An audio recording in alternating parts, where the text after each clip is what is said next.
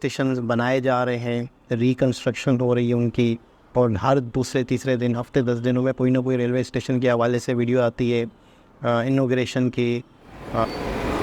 अस्सलामुअलैकुम, नमस्ते, सत श्री अकाल। उम्मीद करता हूँ ठीक होंगे, खुश होंगे। दोस्तों जहाँ रहें खुश रहें, माँ बाप का ख्याल करें, क्योंकि माँ बाप हैं तो सभी कुछ है। दोस्तों आज की हमारी वीडियो है रेलवे से related. Why railway does not check ticket before entering platform like airport. हाँ यार ऐसा ख्याल क्यों नहीं आया मुझे। हाँ यार वाकई इसकी क्या लॉजिक है, ताकि वो झंझट ही ना हो। टीटी घूम रहा है, निकलो बाहर। चलती ट्रेन से तो कोई उतर भी नहीं सकता। हाँ ये भी एक बात है, जो ट्रेन में चढ़ गया अगले स्टेशन पे उतरेगा वो। मैंने कुछ महीनों पहले एक वीडियो बनाया था जिसमें मैंने आपको ये समझाया कि आखिर क्यों इंडियन रेलवे हमारे मेट्रोस में जो टिकट चेकिंग मशीन्स होती है उनको अपने सिस्टम में लागू क्यों नहीं करती। मैंने आपको उस वीडियो में समझाया था कि आज जैसे देश के रेलवे प्लेटफॉर्म्स हैं वो बेसिकली खुला मैदान बन चुके हैं, जहां पर कोई भी आ सकता है, कोई भी जा सकता है बिना वैलिड टिकट खरीदे। पर कई रीजन है जिसके कारण रेलवे सिस्टम इसके खिलाफ कोई स्ट्रिक्ट एक्शन नहीं लेती। आज का वीडियो इसी का एक्सटेंशन है। कुछ दिनों पहले मुझे एक सवाल आया था कि जिस तरीके से एयरपोर्ट्स के अंदर एंटर करने के पहले हमें हमारा आईडी और टिकट मैच करवाना पड़ता है, अपनी फेस को दिखाना पड़ता है, तब जाकर ये आप अंदर जा सकते हो। यूं ही जिस तरीके से प्लेटफॉर्म पे टहलने आप जा सकते हो, वैसे एक्चुअल में एयरपोर्ट्स में पॉसिबल नहीं है। और रेलवेज ये वाला सिस्टम भी क्यों इंप्लीमेंट नहीं करती, और इस चीज के बारे में भी हम जानेंगे कि क्या ऐसी चीजें हैं जो रेलवे को रोक रही है, और साथ साथ ये चेकिंग वगैरह होना जरूरी क्यों है उसके ऊपर हम बात करेंगे, जो हमने पहले वाले वीडियो में इतना कवर नहीं किया था। तो शुरू करते हैं।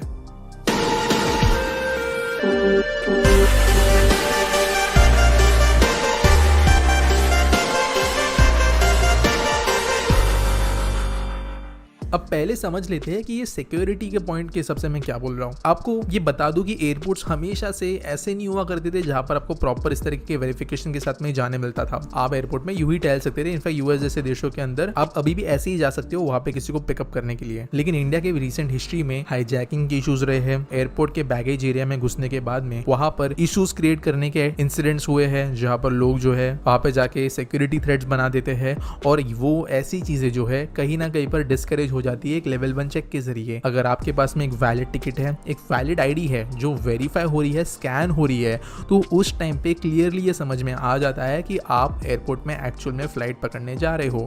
अगर आप टाइम पास करने को जा रहे हो तो वहां पर आपको एंट्री नहीं देखी जाएगी, और साथ साथ आप जो सिक्योरिटी के लोग हैं उनके सामने डायरेक्टली एक पहला ही रेड फ्लैग बनकर निकल के आते हो, जो कि आगे की कार्रवाई के लिए ईजी बन सकता है। और सक्सेसफुली कई लोगों को इस तरीके से रोका भी जाता है। साथ साथ इसके बाय प्रोडक्ट्स भी है जो एडवांटेजेस के तौर पर निकल आते हैं। फॉर एग्जाम्पल रेलवेज की तरह 10-10 घंटे पहले लोग जो है एयरपोर्ट्स पर आकर ओवर क्राउडिंग नहीं करते। एक पर्सन को छोड़ने के लिए 15 लोग नहीं आते एयरपोर्ट के अंदर उनको टाटा करने के लिए। वो सब चीजें जो है कहीं ना कहीं पर इस वेरिफिकेशन के जरिए सॉल्व हो जाती है। लेकिन रेलवेज के पास में कुछ ऐसे रीजंस है जिसके कारण वो ये चीजें नहीं करती। पहला रीजन समझते हैं। पहली बात ये है कि रेलवे का सिस्टम के अंदर ये चीजें इंप्लीमेंट करना बहुत मुश्किल है, और इंफ्रास्ट्रक्चरल चैलेंजेस इसके लिए बहुत है। उसके बारे में हम आगे बात करेंगे, लेकिन पहले बात करते हैं सिस्टमैटिक चैलेंजेस के। अब देखो, टिकट चेकिंग मशीन का अगर हम इस्तेमाल करना शुरू कर दे यात्रियों के वेरिफिकेशन के लिए, तो कहीं ना कहीं पर रेलवेज के अंदर एक बहुत बड़ा प्रोसेस ऑटोमेट हो जाएगा, जो मेनली मैनुअल चेकिंग का आज है। आज रेलवेज में हजारों टिकट चेकर्स काम करते हैं जो कि रेलवेज के द्वारा अपॉइंट किए जाते हैं। ये जो टिकट चेकर्स होते हैं वो बिना मौसम बारिश के कहीं पर किसी भी घड़ी पर आपको टिकट चेक करने के लिए मिल जाएंगे, लेकिन वो जरूरी नहीं है कि 24 घंटे प्लेटफॉर्म्स के अंदर मौजूद होंगे और टिकट चेक करते रहेंगे हर एक पैसेंजर्स का। टीसी ऑफिसर्स को मेंटेन करने के लिए रेलवेज का एक्सपेंडिचर बहुत बड़ा है, जहां पर सैलरीज, पेंशन एक्सेट्रा एक्सेट्रा अगर देखते रहे हम, तो यहाँ पर ये प्रोसेस बहुत ही स्लो, इनएफिशिएंट नजर कर आता है। इनफैक्ट कुछ डेटा के हिसाब से जितने विदाउट टिकट लोगों को टीसीस पकड़ पाते हैं, उससे 5 गुना ज्यादा लोग एक्चुअल में विदाउट टिकट ट्रैवल कर रहे होते हैं। और इनफैक्ट मेरे एक्सपीरियंस के हिसाब से बात करें तो मेरे हिसाब से आंकड़ा कम से कम 20 गुना होना चाहिए without ticket cost versus actually without ticket का। तो कहीं ना कहीं पर जब मशीन्स के इंप्लीमेंटेशन की बात आती है तो स्ट्रॉन्ग रेजिस्टेंस देखने मिलेगा रेलवे यूनियंस के जरिए, क्योंकि अगर किसी स्टेशन पर 50 मशीन्स भी लग गई तो वो किसी 2-3 टीसीस के लाइफ टाइम एक्सपेंडिचर से भी कम में रेलवे का इनपुट लेगी इन टर्म्स ऑफ रिसोर्सेज। लेकिन वही मशीन जो दिन भर में हजारों लाखों पैसेंजर्स को स्कैन करने में सक्षम होगी, वो इजीली इतने टिकट सेल करवा देगी रेलवेज के, जो कभी भी टिकट चेकिंग के फाइन्स के जरिए रिकवर नहीं हो पाएंगे, और साथ साथ जो करप्शन वगैरह का इशू है वो तो खत्म ही हो जाएगा। लेकिन ये जो यूनियन इशू है वो कहीं ना कहीं पर दिक्कत बनेगा। दूसरा इशू है हमारे रेलवे के इंफ्रास्ट्रक्चर का, जो कि एक वैलिड रीजन है इन मशीन का न लगाने के पीछे। अब ये क्या रीजन है जरा समझते हैं। जनरली जो मेट्रो स्टेशन होते हैं वो वेल प्लान डिफाइंड होते हैं, एंट्रीज डिफाइंड होती है, एग्जिट्स डिफाइंड होती है, तो आपको पता है कहाँ पे कितनी मशीन लगाई है। रेलवेज के अंदर के ज़्यादातर प्लेटफॉर्म्स ऐसे नहीं है, हमें पता नहीं कि एंट्री एग्जिट कहाँ पर है। एक स्टेशन को 10 एंट्री एग्जिट्स हो सकते हैं, छोटी बड़ी, कहीं से कोई दीवार तोड़ के भी एक अनऑफिशियल एंट्री एग्जिट बन जाती है बहुत स्टेशन के ऊपर। तो यहाँ पर रेलवेज को अगर टिकट चेकिंग मशीन बनानी भी है तो वहाँ पर उनको बहुत ज़्यादा स्टेशन को रीडिज़ाइन करना पड़ेगा ताकि एंट्री और एग्जिट्स को सेपरेट किया जा सके, बेसिकली अराइवल और डिपार्चर को सेपरेट किया जा सके। और वो सेपरेशन होने के बाद में भी कहीं ना कहीं पर थोड़ा समय लगेगा पैसेंजर्स को अपने आप को ट्रेन करने के लिए कि उनको कहाँ से एंट्री लेनी है, कहाँ से एग्जिट लेना है, और वो होने के बाद में इम्प्लीमेंटेशन हो पाएगा। ये खर्चीला है। देश में जितने स्टेशन का भी रीडेवलपमेंट हो रहा है वहाँ पर फॉर्चुनेटली एंट्री एग्जिट्स को सेपरेट करना एक कॉमन ट्रेंड है, और ये रेलवेज बड़े लेवल पे कर रही है जहाँ पर भी मेजर रीडेवलपमेंट हो रहे स्टेशन का, जिसकी वजह से फ्यूचर में ये जो स्टेशन है वो इजीली रेडी होंगे ऐसे मशीन्स का इम्प्लीमेंटेशन करने के लिए। और साथ साथ रेलवेज को जरूरत ये भी है कि जो अनऑथराइज्ड एक्सेस होता है पटरी पे से चल के आजू बाजू के एरिया में से डायरेक्टली प्लेटफॉर्म में ट्रैक पे घुसते हुए, वो सब चीजें खत्म करते हुए कहीं ना कहीं रेलवेज को स्टेशन में घुसने के लिए एग्जैक्टली एक एंट्री एक एग्जिट या 2 एंट्री 2 एग्जिट इस तरीके के सिस्टम्स बनाने पड़ेंगे, और ये चीज रेलवेज को करेंटली रोक रहा है। तीसरा जो मेजर इशू आता है वो है कहीं ना कहीं पर पैसेंजर एक्सपीरियंस का। देश में जो लोग रेलवे से ट्रैवल करते हैं वो हर एक क्लास के होते हैं, लेकिन ज्यादातर जो है वो लोअर और मिडिल क्लास के लोग रेलवेज में से ट्रैवल करते हैं जिनकी लिटरेसी रेट और अंडरस्टैंडिंग कम होती है। अब इन लोगों को टिकट्स का इस्तेमाल सिखाना, फ्लो सिखाना, एंट्री एग्जिट्स को ठीक से डिफाइन करना, ये सिक्योरिटी के लिए एक इशू बनेगा एटलीस्ट कुछ सालों के लिए, जब तक लोग जो है चीजें सीख नहीं जाते। अब क्या ये बहुत बड़ा ऑब्स्टेकल है? मेरे हिसाब से हाँ, बट ये अनसॉल्वेबल नहीं है, क्योंकि हमारे देश की जनसंख्या ज्यादा तो टाइम भी लगेगा, लेकिन हमारे देश के अंदर जहाँ पर यूपीआई अडाप्ट हो सकता है, जहाँ पर सोशल मीडिया एक्सेस जो है वो इनफैक्ट हंड्रेड्स ऑफ करोड़ में पहुंच सकता है, वहां पर एक टिकट किस तरीके से स्कैन करते हैं और प्लेटफॉर्म में घुसने की जगह अलग है और बाहर आने की जगह अलग, ये चीज समझाने के लिए ज्यादा समय नहीं लगना चाहिए, और 1-2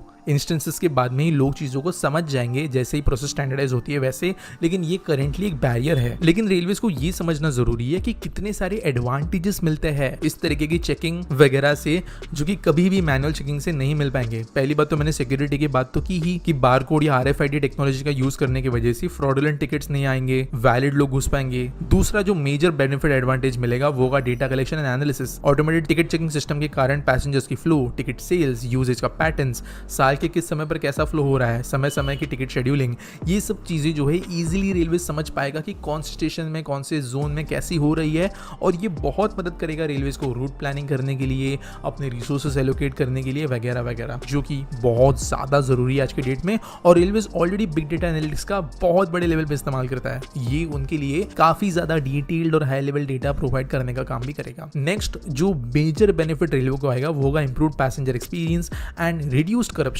अब अगर देखो टिकट चेकिंग जो है वो सफर के शुरुआत और एंडिंग में ही होना शुरू हो जाती है, तो वहां पर आपको एक फास्ट प्रोसेस तो देखने मिलेगा ही, लेकिन हमारे यहाँ पे प्लेटफॉर्म्स के ऊपर होने वाली भीड़ बहुत ही ज्यादा कम हो जाएगी। मैं आपको एग्जांपल देता हूँ। रिसेंटली मेरे एक रिलेटिव जो काफी ज्यादा बुजुर्ग है, उनको मैं छोड़ने के लिए एक स्टेशन पर गया था। जनरली मेरे कोई रिलेटिव्स वगैरह आते हैं स्पेशली यंग, तो ऐसे कोई स्टेशन पे जाने की बात बनती नहीं है, लेकिन जब मैं इस समय पर गया था तो मैंने ये मल्टीपल जाने वाली ट्रेन में ऑब्जर्व किया कि 1 या 2 पैसेंजर एक्चुअल में ट्रेन के अंदर जाने को आए होते हैं और उसके पीछे जो है 10-12 लोग यूं ही उनको छोड़ने आते हैं। ये कहीं ना कहीं इंडियन कल्चर की बात है, लेकिन ये बातें रेलवेज के रिसोर्सेज पे लोड डालती है। एट द सेम टाइम ये चीज मैंने हैदराबाद के एयरपोर्ट में भी नोटिस की थी, लेकिन वहां पे वो जो भीड़ है वो कहीं ना कहीं पर रुक जाती है एंट्री एग्जिट्स के यहाँ पर, और एयरपोर्ट में एंटर करने के बाद में आपको वो केओस देखने नहीं मिलता जो एक्सपीरियंस को खराब कर सकता है, सिक्योरिटी को रिड्यूस कर सकता है। और मैंने इसके बारे में ट्वीट भी किया था कुछ दिनों पहले। टिकट चेकिंग मशीन या ऑटोमेटेड टिकटिंग सिस्टम्स जो है वो ये चीजें बहुत हद तक कम कर देंगे। जिनको सफर करना है वो लोग अंदर आएंगे, जिनको नहीं करना है वो नहीं आएंगे, या जिनको साथ में आना भी है उनको एक वैलिड प्लेटफॉर्म टिकट खरीदना पड़ेगा, जिसकी वजह से लिमिट हो जाएगा कितने लोग यूं ही घूमने आए हैं और कितने लोग एक्चुअल में मदद करने के लिए। साथ साथ एक बहुत बड़ा इशू जो होगा वो होगा करप्शन का कम होना। अब जानते हो टीसीज जो है वो टिकट्स अगर कोई नहीं आता है तो उनको वैलिडली बेचने के बजाय जो है वो ऊपर का चाय पानी लेते हुए बेचते हैं, और इनफैक्ट कई रेलवे जोन्स में आज भी ये इशू है। कई जगह पर स्लीपर क्लास के अंदर आपको ऐसे लोग देखने को मिलेंगे जो बिना टिकट के डायरेक्टली जनरल वगैरह से में घुस गए हैं, जो कि ऑब्वियसली यूजलेस बना देता है किसी स्लीपर टिकट को भी या किसी एसी टिकट को भी आज के डेट में तो। और ये चीजें कम होगी। और लेकिन यहाँ पर एक और बड़ा बेनिफिट ये मिलेगा वो होगा डिसिप्लिन का।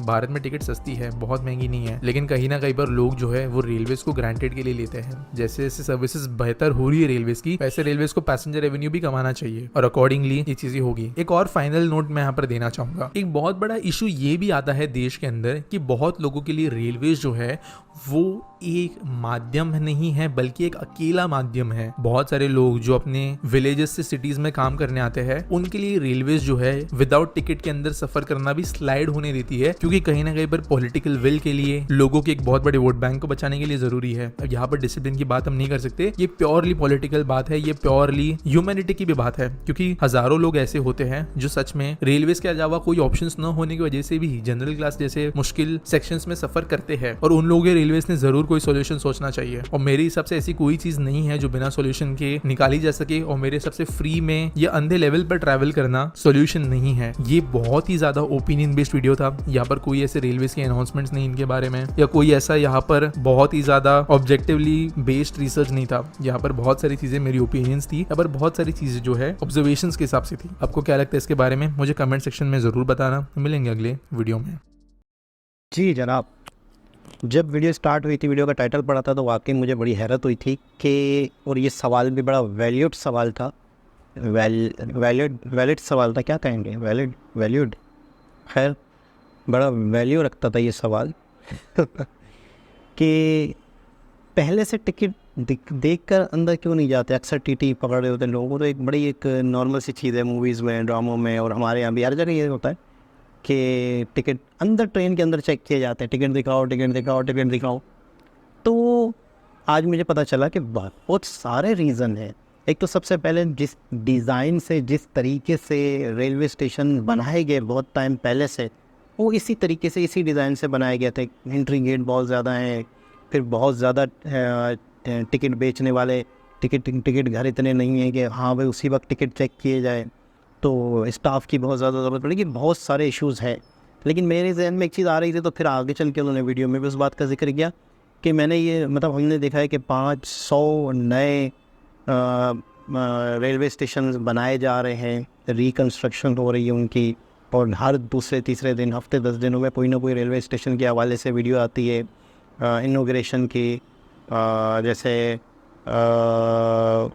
बेंगलुरु रेलवे स्टेशन बना है, बिल्कुल इतना ज़बरदस्त, इतना खूबसूरत, सारे रेलवे स्टेशन मतलब तकरीबन रिकन्स्ट्रक्शन हो रहे हैं। तो उनके अंदर ये सिस्टम क्यों नहीं लगाया जा रहा है, या इस तरह का क्यों नहीं किया जा रहा। तो ये वाकई बहुत ज़्यादा जनता जो है वो नॉर्मल जनता है, उनकी नॉर्मल बसों की तरह नॉर्मल ट्रेनों में सफ़र करती है, टिकट वाले जंबेले में वो नहीं पड़ती, और बहुत टाइम लगना है इस चीज़ को। लेकिन इन फ्यूचर हो सकता है कि ये चीज़ हो जाए। लेकिन ये सवाल तो मेरे जहन में भी आना चाहिए था, आया नहीं था, वैसे आया नहीं था, लेकिन सवाल मुझे बड़ा वैलिड लगा। और बहुत टाइम लगेगा इसको, नए रेलवे स्टेशन बन जाएंगे, बहुत ज़्यादा मशीनें लग जाएंगी, बहुत ज़्यादा, क्योंकि जाहिर सी बात है आईटी से रिलेटेड, बहुत सारी चीज़ों से रिलेटेड इंडिया उन चीज़ों को अपनाता जा रहा है। पुराना इंडिया ख़त्म होता जा रहा है। पुराने इंडिया से मुराद ये है कि जो पुराने निज़ाम थे, पुराने सिस्टम थे, जो कि एक तरह से टेक्नोलॉजी ना होने की वजह से थे। अब टेक्नोलॉजी आई है तो जाहिर सी बात है कि उसका इस्तेमाल हर जगह होगा। फिर वैष्णवी जी मौजूद हैं और वो टेक्नोलॉजी को बहुत बेहतर समझते हैं, तो इन फ्यूचर ये चीज़ें दिखेंगी। तो बहुत इन्फॉर्मेटिव वीडियो थी, बहुत कुछ सीखने को मिला इस वीडियो से। दोबारा किसी और वीडियो के साथ आपसे मुलाकात होगी, जब तक के लिए अल्लाह हाफ़िज़।